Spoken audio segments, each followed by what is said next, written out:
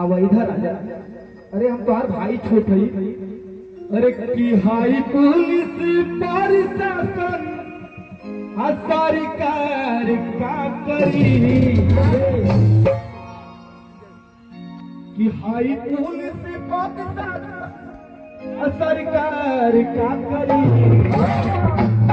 हमारे भैया रंगदार ताजवार का करी भैया रंगदार ताजवार का करी हाई पुलिस प्रशासन सरकार का करी हाई पुलिस प्रशासन सरकार का करी।